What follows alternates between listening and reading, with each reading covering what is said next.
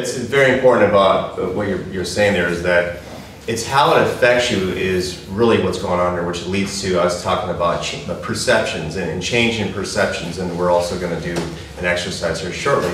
But a lot of times people get really caught up in the linear story.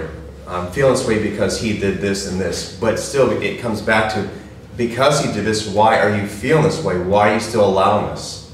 It could be where many times people are still blaming their internal experience on something external, no matter what. And when you're doing that, you're still giving away your power. As relevant as you think it is, it's still not taking back your power.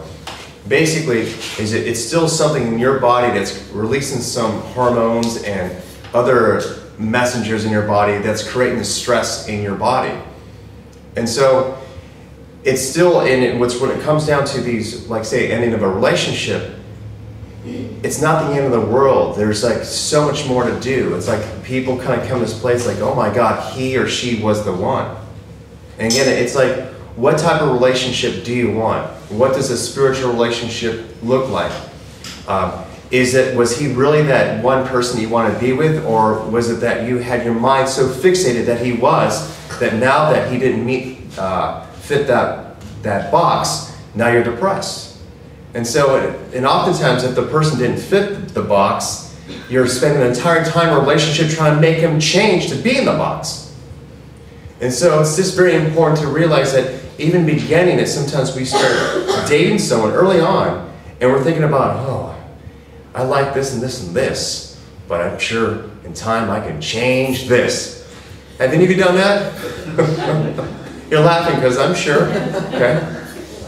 Okay? Instead of going, okay, is this something I'm able to accept? And secondly, is there something here that I need to work on? Because there are values and then there's preferences. Big difference. And secondly, I think it's very important to be very clear with what you want based on the way you are energetically, how that flows in life. In other words, there's absolutely no way, kind of digressing here, we actually did a little talk on this, but there's no way that you can kind of meet a partner through, like, say, going online and going, oh, he has 22 things marked just like me, oh boy. and you meet him, he's a freaking troll. I mean, or, you know, just something like that. Not to be judgmental, trolls are fine. But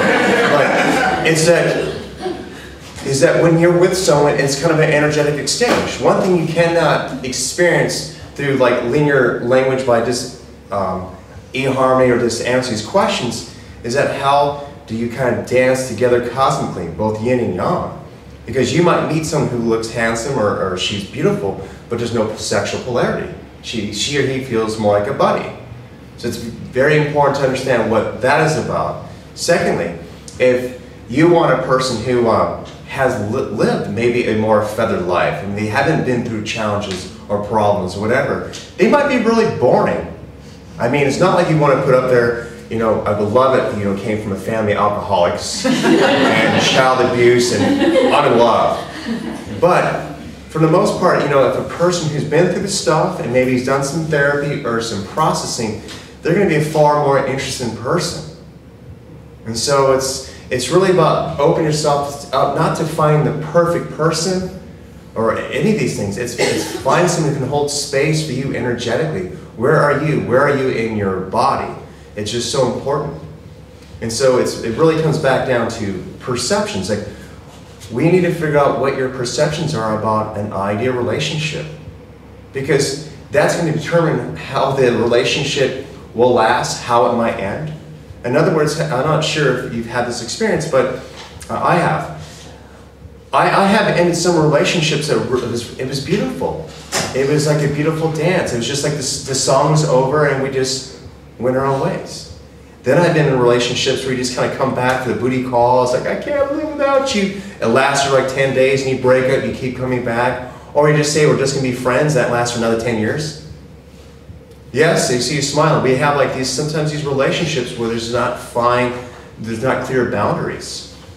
And so hopefully in this workshop you can kind of figure out like your perceptions, what your idea is, so you can keep yourself in check while you're putting yourself out there, whether you're in a relationship now or you're still trying to end a relationship.